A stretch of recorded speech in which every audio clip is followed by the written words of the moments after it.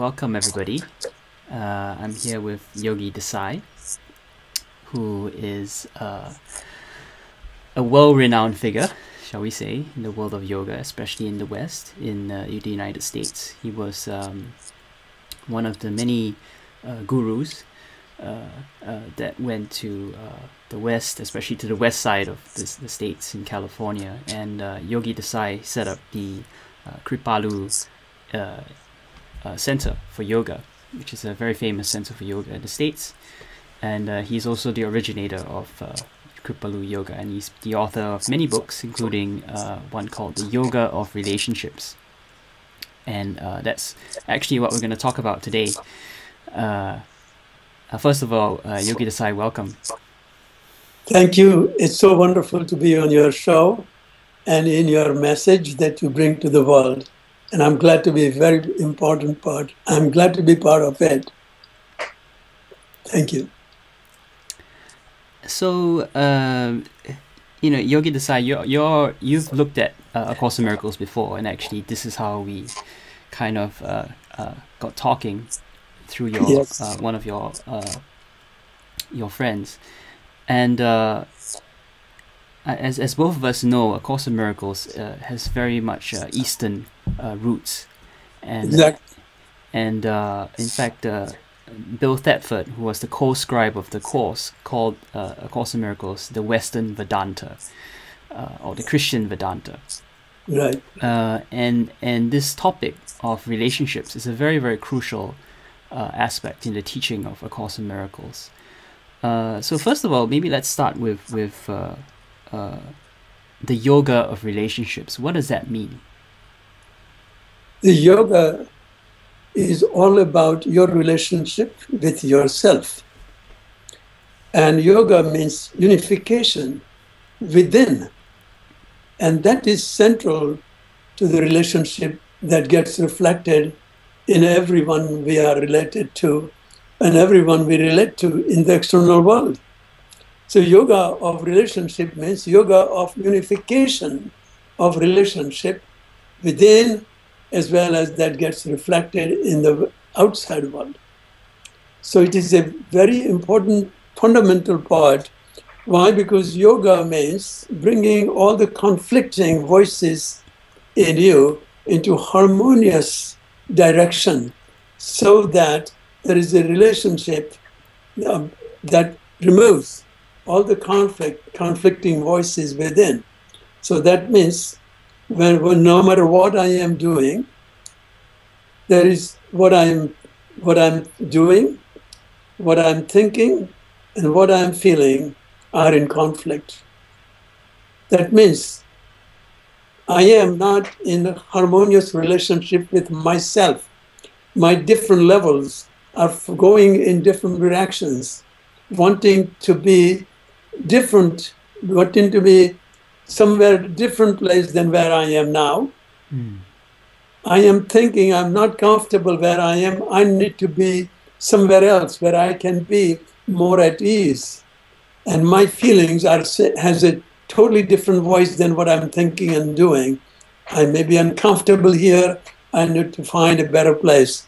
So yoga means bringing harmony between what you're thinking, what you are feeling, and what you are doing.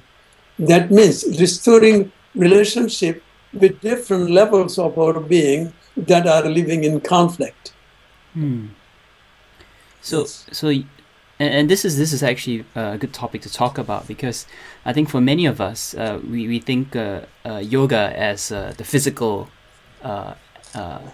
exercise, or we go and when people talk about I'm going to do yoga, they think of the postures, but it's more than that, isn't it? Yoga is a philosophy. There are many limbs to yoga, as Patanjali says. Right. So that's a unique contribution that I have made in the world of yoga in the West. So when I came to America in 1960, I started teaching yoga. And in 1970, I had an awakening experience where I was practicing yoga with my wife and another couple from my yoga class students.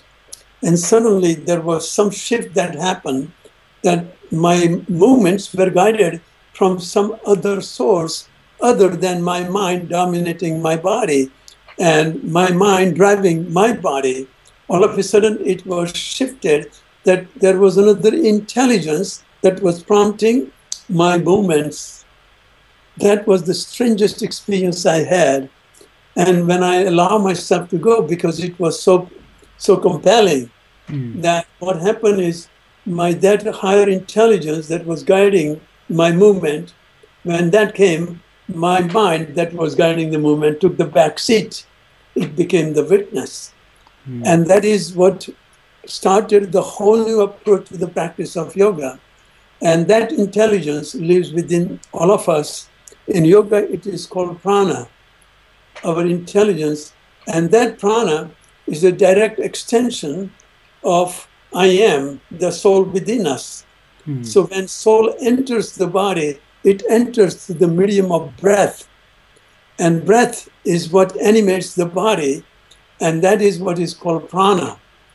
So the prana is a direct link to the source of prana, which is called I am, the soul, which is the connection to the cosmic soul we call God the Father.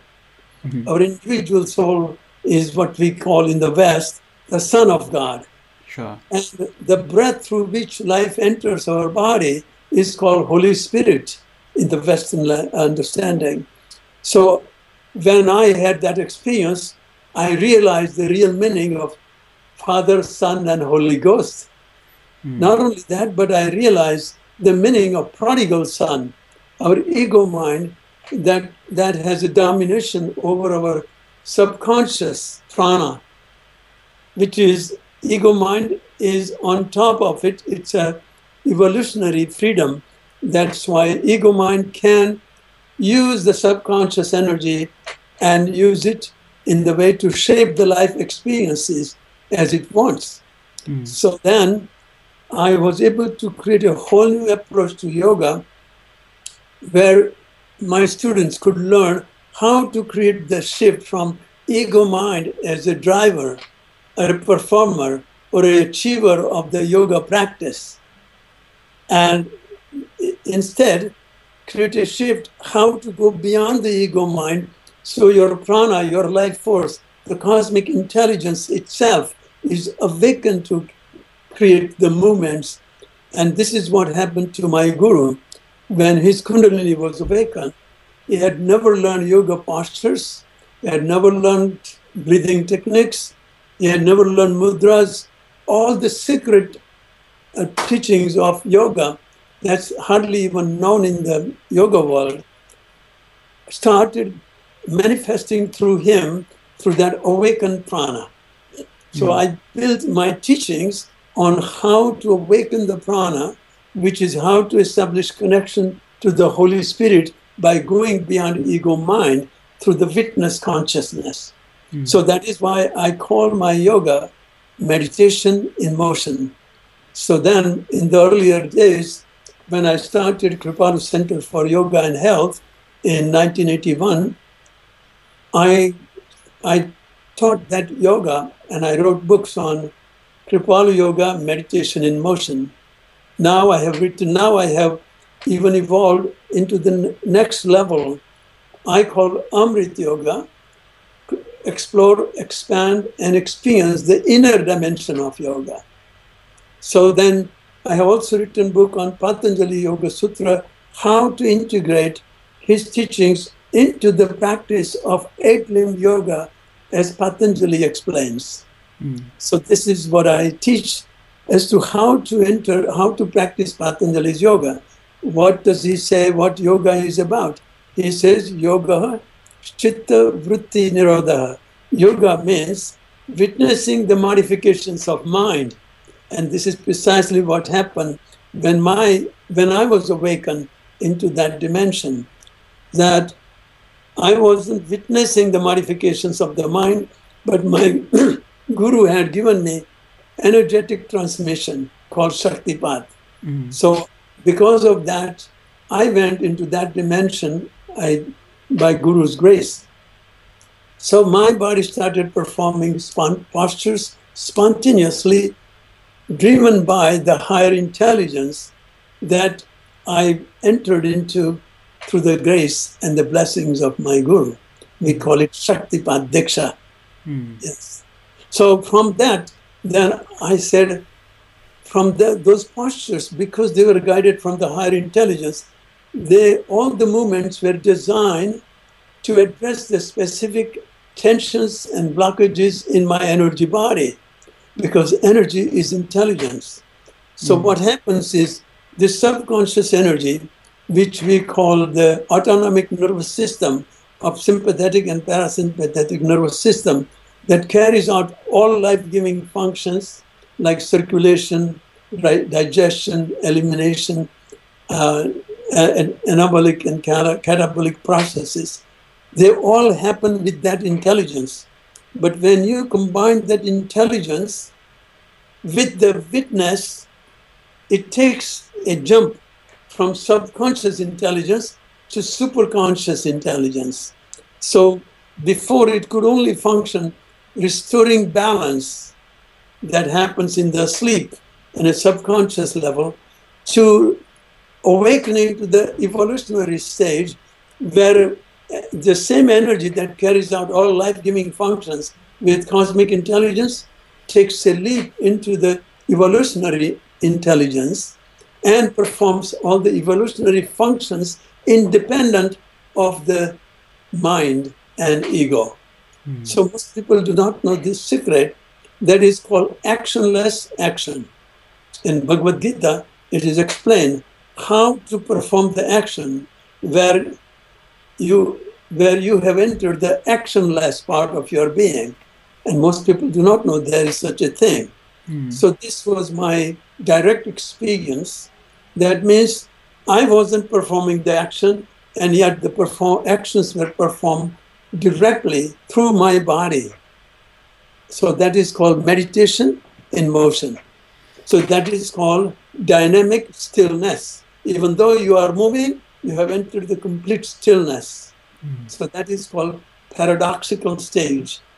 And out of which I have developed this Amrit Yoga, Yoga Nidra, and this system became so widely adopted that today in my system there are more than 6,000 yoga teachers trained and teaching in more than 40 countries around the world. And I was also invited to teach European Yoga Teachers Association in 80s for at least several times in Zinal, Switzerland. And there are almost more than 700 yoga teachers from all over Europe. So this system, when somebody sees it, as soon as they hear how it works, intuitively they know this is real yoga. And that is why the yoga system that I developed and Kripalu Yoga Center that I founded in 1981-82 is now the largest in whole of America and North America. So now I have moved also to the Salt Springs, Florida. So now I am also continuing to teach in the form of Amrit Yoga.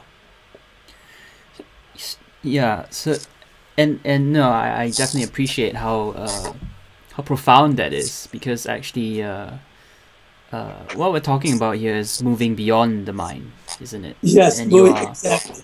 You are allowing this divine spirit or the divine intelligence to come into you, to flow through you in life, and can be a very tricky process, because the ego is a very cunning, very devious construct.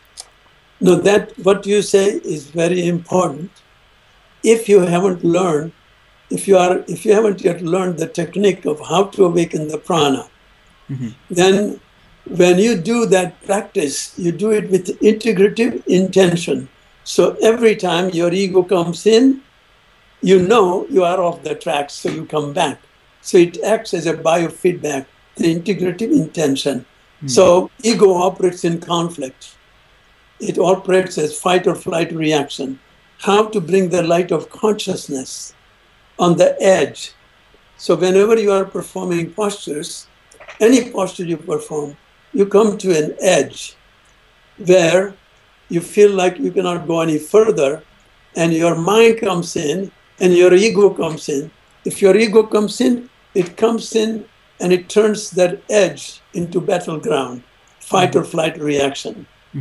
Okay, how to bring light of consciousness to the same edge and remove the fight or flight consciousness, which is ego mind, and bring the light. So how do you bring light on that edge so you neither fight nor flight?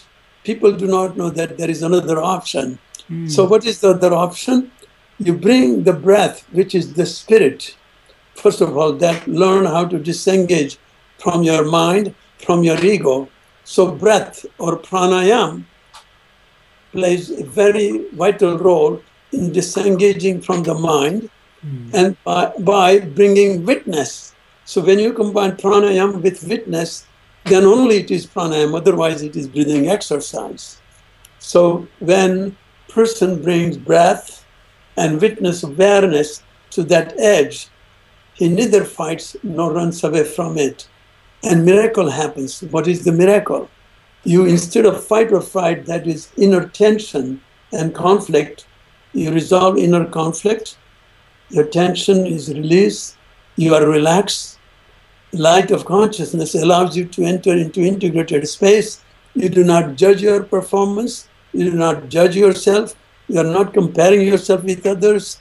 You enter into inner sanctuary of consciousness, and amazing things happen every time. Because I have checked it with many people when I guide them how to cross that, how to treat, how to be fully conscious on that edge. So you win without fight or flight reaction, which is ego. So when you ask question, ego is very tricky. I have found a way how to track it also. It's tricky, but you can track it. So how do we know if it's the ego? Ego always is creating conflict with whatever it says. No matter what is present, ego has a reaction to it. So no matter who you are facing, where you are, or what you are doing, ego is always in reactive perception, trying to be somewhere else, trying to look for something other than what is. So ego operates and survives on conflict. And if he can convince you that conflict is the way to solve the conflict, it wins. So ego is trying to be in conflict with the edge which in your body, which represents psychosomatic blockage, which was created by the ego to begin with. So ego fights with it.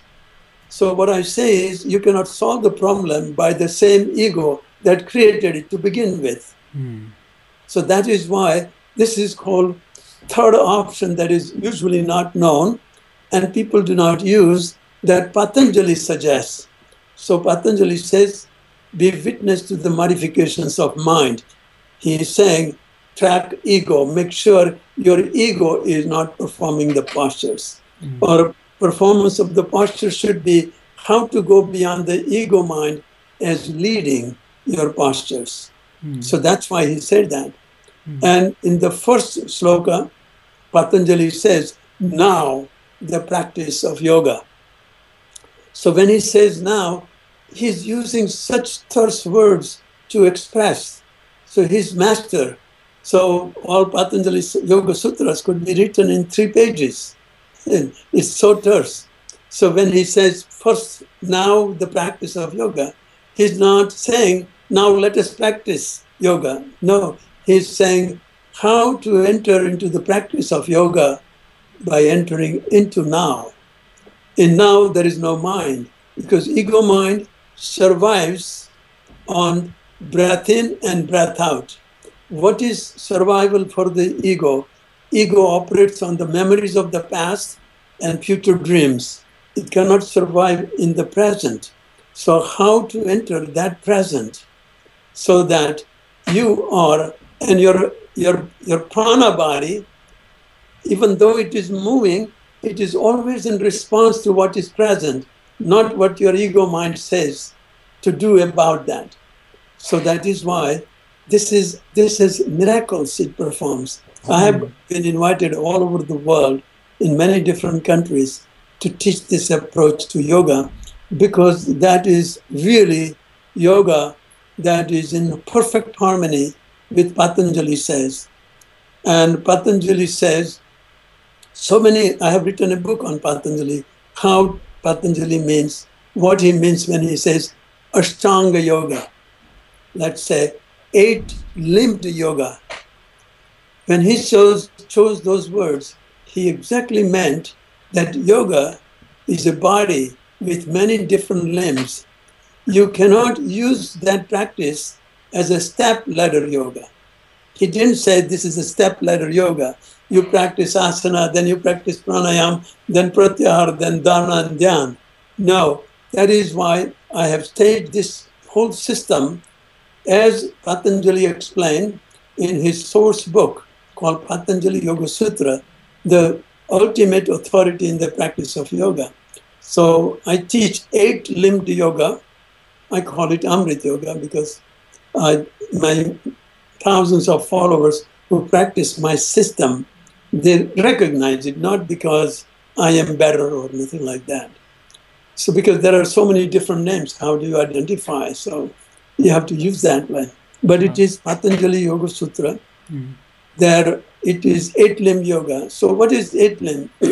If you want to use any one limb in your body, it is co-creation of all other limbs. Like if you are walking, you are using sight, you are using sound, you are using legs, you are using your arms. Whole body is in co-creation of just walking and crossing the street. It's not just only your eyes or only your feet.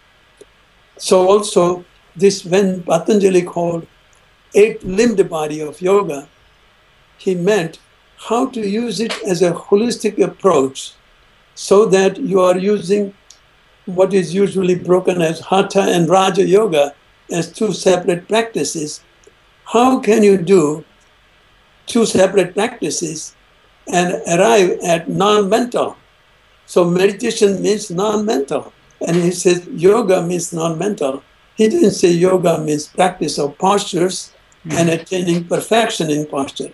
Instead, he said purpose of yoga is to remain witness to the modifications of mind.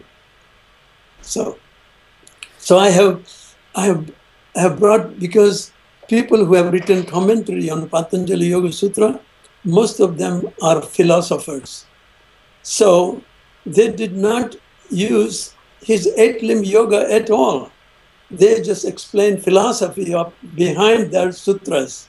Instead, what I have done, a unique contribution to the world of yoga, is how to bring all the meanings of their sutras and build into this one practice of 8-limb yoga so that you can enter into the experience of yoga as described by Patanjali. Yes. Yeah, I really appreciate this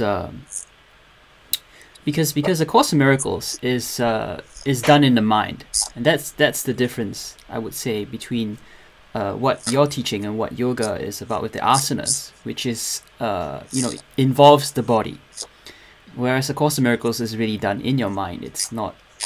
It really has very little to do. Well, in theory, it has little to do with the world. It doesn't talk about things to do in the world. It tells you to forgive in your mind.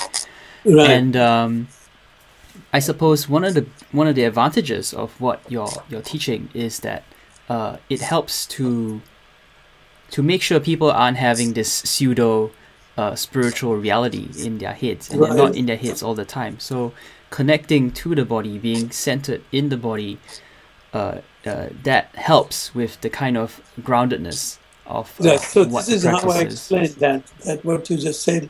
You are grasping it very clearly what I'm talking about. So what I say is Christ explains that your body is the temple of God. Like most people do not know the hidden meaning behind it. So most people read over temple of God. But through this practice, how do you enter the temple of God? There is a statement in the Bible that God, good Lord, breathed the breath and man came alive. So the breath that we breathe, coming from the cosmic I am, the cosmic soul, we call God the Father. So that breath, the whole body is alive because that's a manifestation of God's breath animating our body with the cosmic intelligence of God working in our body that is self-healing, self-regulated, self-balancing. All those things are happening at a subconscious level.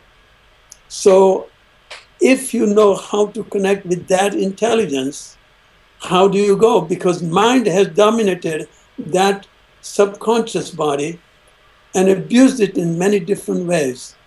So now, how to go beyond the mind so that you come in, so you bring your prana, your subconscious energy field, to function in complete harmony with consciousness.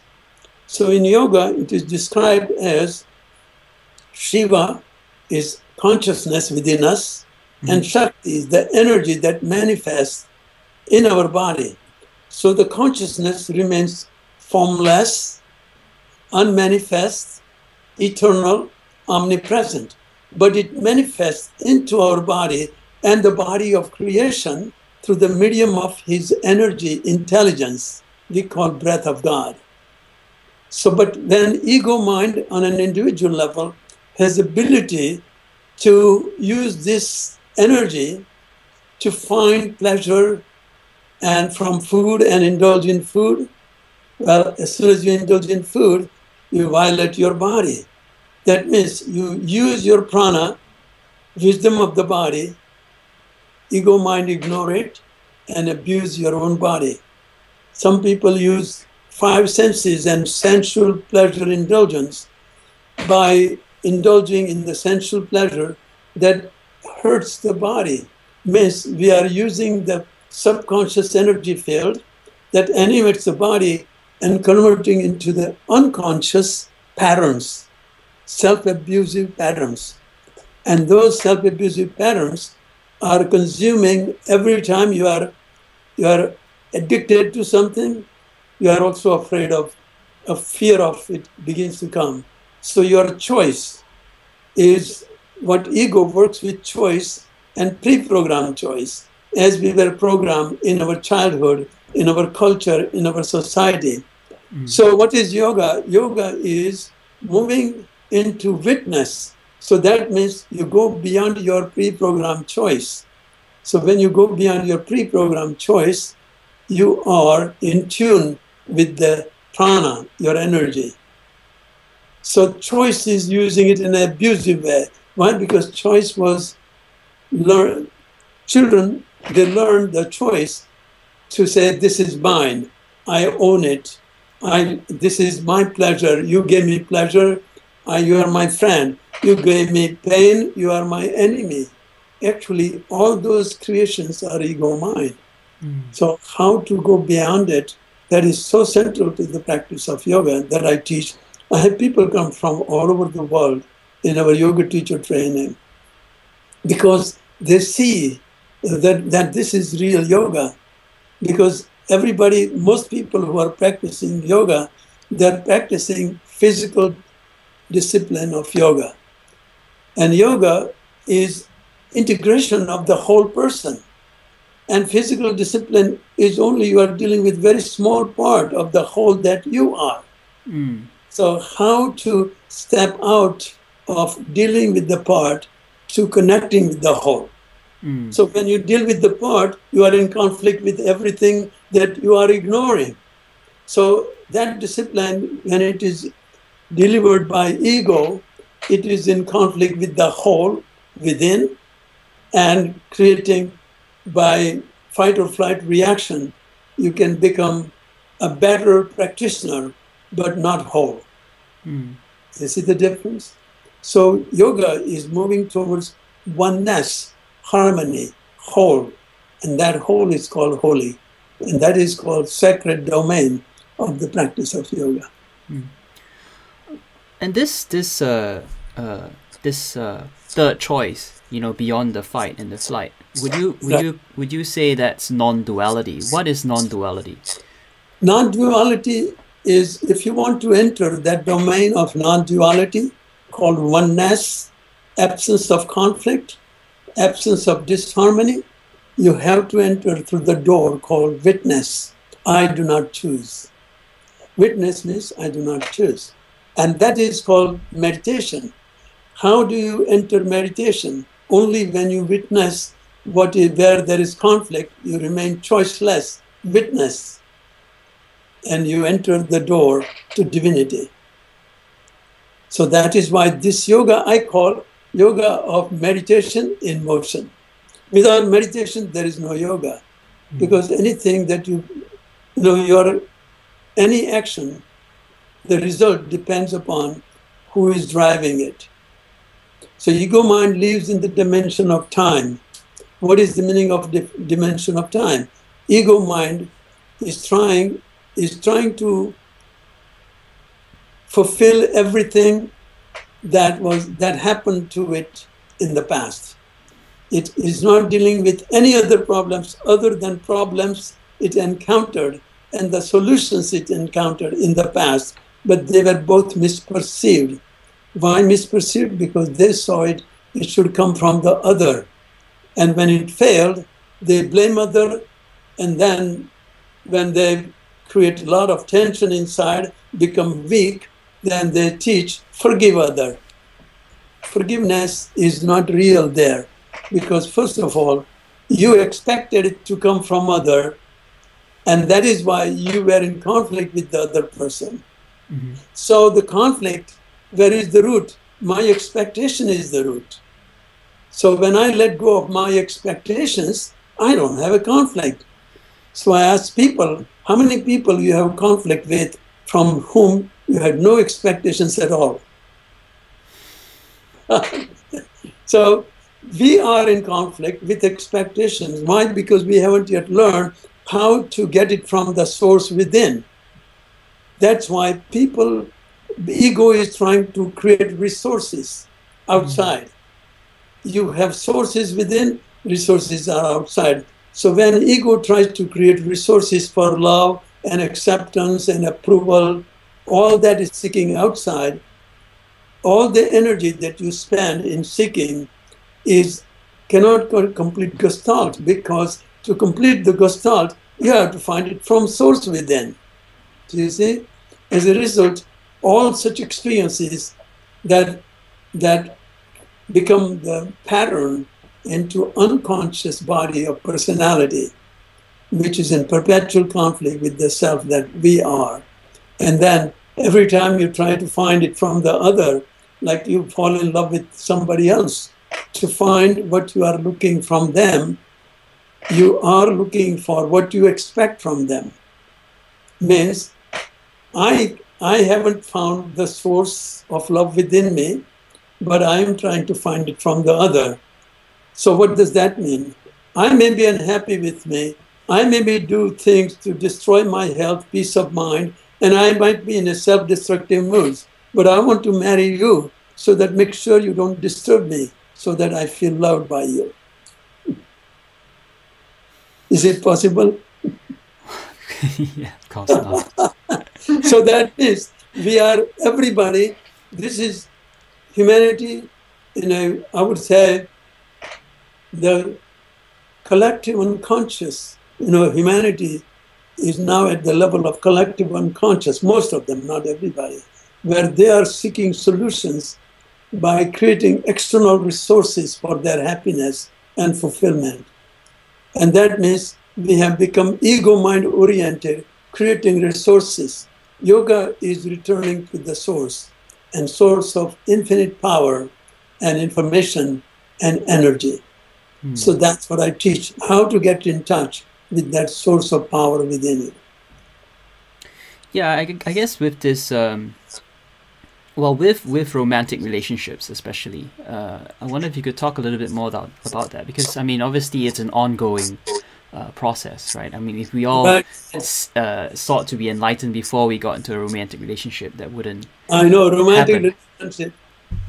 Most people do not know, almost everybody in the whole history of humanity, almost everybody has tried to find that missing piece in them that is from the other. So they had not connected to the love within, but they thought they can find it from the other. Mm-hmm. So that is not possible. And nobody has succeeded, but everybody is still trying to find it from the other. I mean, show me a relationship that went so deep into each other that they both got enlightened together because of the relationship. On the contrary, they both got divorced from each other because of the relationship, because they cannot find it from each other. Each one has to find it within. Mm-hmm. That's what Christ meant when he said, love thy neighbor as thyself. Anybody who works most intimately with you becomes your neighbor. And if you try to find love from them, and if you haven't yet found from within, you will never find it. That is the meaning of that statement. Sure. But at the same time, obviously spirit can use the tool of relationships for that's our continual evolution into spirit. Absolutely. You brought a very important point. So how to be in relationship with another person so that it becomes a soul relationship. It becomes bonding at the level of the soul rather than passion or sex. So that is how to do it. That means I want to marry to you so that you mirror everything that I have been avoiding and running from. So if you show me my faults or my weaknesses, I love you for that. So when relationship is based on seeing themselves better through the other, that becomes a spiritual relationship. So the other is simply the mirroring of where you live yourself. The whole world is a mirroring effect or an echo chamber. So if you say, I hate you, the echo will be, I hate you, I hate you, I hate you. So as you live in harmony within, you don't have to find it in harmony with everybody. It happens. It's like I ask people, if I say, paint the New York City red, how long would it take? Would you have even that much paint? Do you have even that much time to paint the whole city red? It's impossible. Instead, if you just wear red glasses, not New York, but the whole world is red. When you change, the whole world changes with you. And so what I teach is what Mahatma Gandhi said. He said, be the change you seek in the world. So if you are trying to find a lover and that lover to change in such a way that he is always loving you and never getting upset with you, never questioning you, it's not possible. Yeah. You can find a robot, perhaps, but not a human being. Because each human being, like the person who is trying to seek love from the other, and the other, both are living with their own body of self-image that is unresolved experiences of the past. So they are not in harmony with that past experiences. And the boyfriend is also living in conflicting relationship with his own past. But he is trying to find it from the other. So what I say is not 2 of you are getting married, 4 of you who are in conflict are getting married. It's not. And then it is, you cannot find it. But if you enter in relationship to find what you want to find, harmony within you, rather than hold other responsible for creating disharmony or what you call not loving you. So that is, I have written a book of yoga of relationship, and many people have seen such a great relief because it shows totally different ways of solving conflict in any form of interpersonal or intimate relationships by trying to change yourself rather than trying to change others to make yourself feel loved and accepted. It is impossible. Like to change one person on this world, it is impossible. Your parents tried to change you. Look what happened to them. You tried to change your parents. Look what happened to you and them. Yeah, I've been there. It is impossible. So people try to do that in intimate relationship, and that doesn't happen. So then what is the spiritual relationship? You get married so that your husband or your wife will show you everything that you are running from, and you are willing to look at it and willing to change in yourself rather than in other, called soul-bound relationship. Do you see how many people are ready for that? On the contrary, most people passionate, they're trying to find the person who doesn't push their buttons, so-called. Everybody has karma buttons, as they have collected in their past experiences. So you try to find the person who is totally non-button pusher, so you feel like harmony. Oh my God, this is my soulmate. Mm-hmm. Well, stay married for a couple of years, and you will find that that button pusher is so intimate to you. He lives in your house, and he sleeps in your bed. Now he is going to be expert button pusher rather than no button pusher. See, that's why people get married for a wrong reason, because they see only their dreams coming through them. Dream being, you will love me no matter what. I haven't yet learned to learn myself. I haven't learned to accept myself. I live in conflict. I get depressed. I get indulgent. I hate myself. But I want you to love me so that I don't feel the problem of me hating myself. Not available. Mm.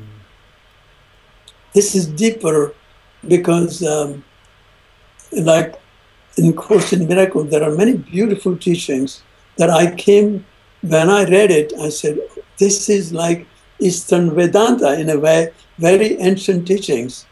But what I provide that is unique is direct experience of how to enter into the integrated state of being, where you learn how to have less and less expenses, conflicts within you, and less conflicts outside.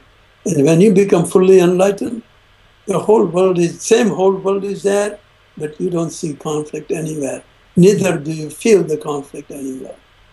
That is why that is called enlightenment. Means the whole world is the way it is, but now you are enlightened because you have connected to the inner peace. You have connected God within.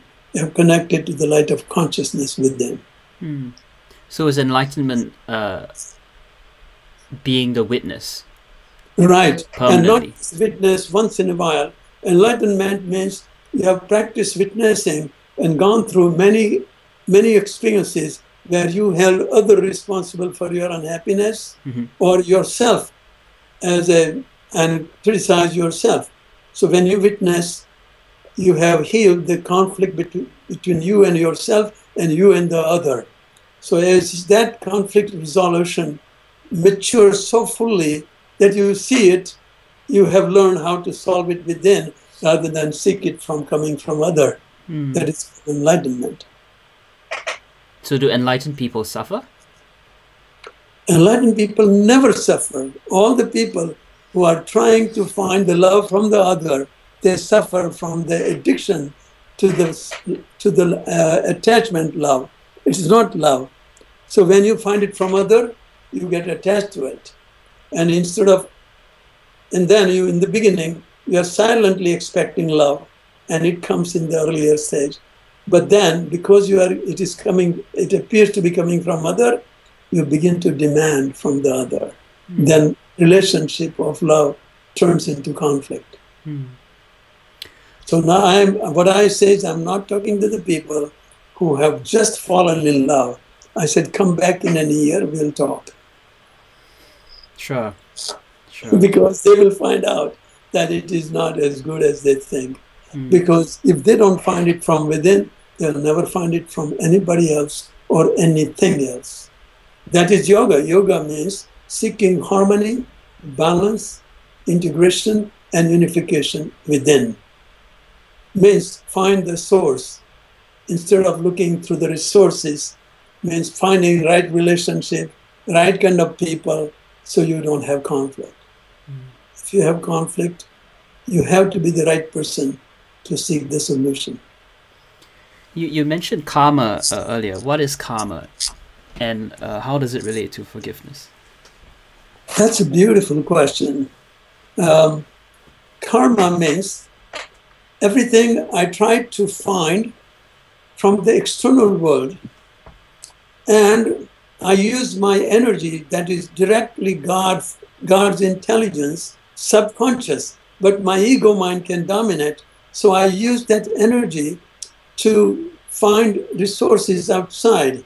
And when it fails, I feel like I spend my energy came from the harmony between subconscious and superconscious. Subconscious energy and superconscious are Shiva and Shakti in perfect harmony in entire creation.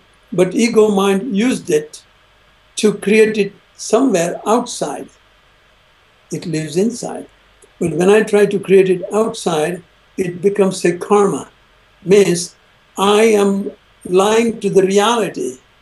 I am saying the reality that I am. I'm trying to find it from who I am not. I am not that person. I can be only in harmony within myself, and that is within my circle of influence. When I try to change other person to love me, it is outside my circle of influence. So if I use my energies more and more in outside my circle of influence by trying to get people to love me, it is not possible. So my circle of influence gets shorter and smaller because I'm investing my energy where it is not effective. That is called karma. Energy invested outside my circle of influence and that failed to work creates karma. So going inside and resolving those conflicts on the inside, is that is the process of you got it. Going closer and closer to the Godhead. Right.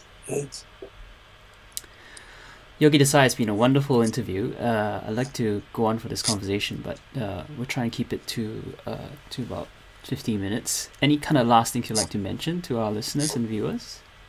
Yes, I have a center in Florida, and I'm sure there are people who are really have gone through the practice of Hatha Yoga, and they feel so dissatisfied because you can't go too far with perfecting the posture. But your problems are coming from ego mind. So those problems are emotional problems, attachment problems, fear problems, and how to solve it. And when people hear about this yoga, so I would suggest that people go to my website and see what we offer.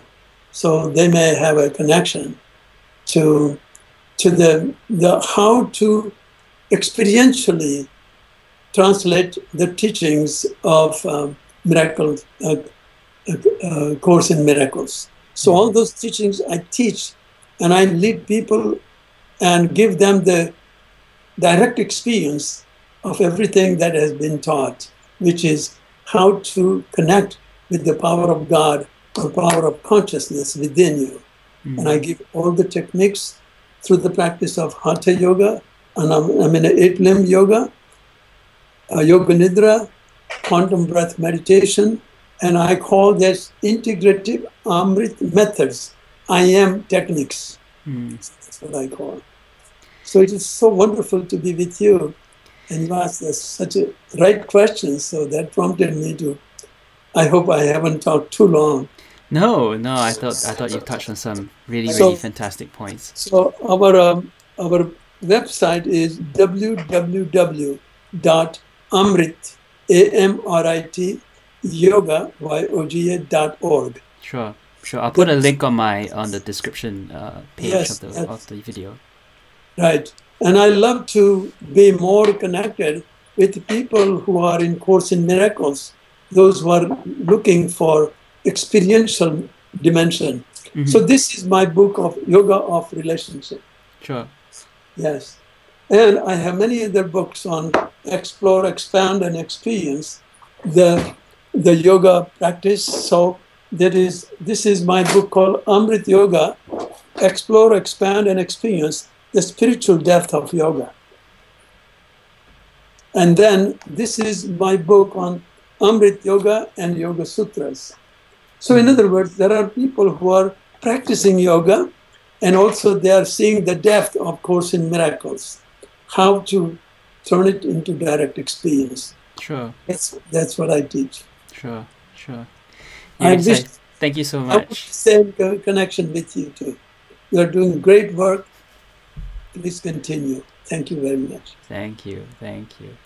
Yes.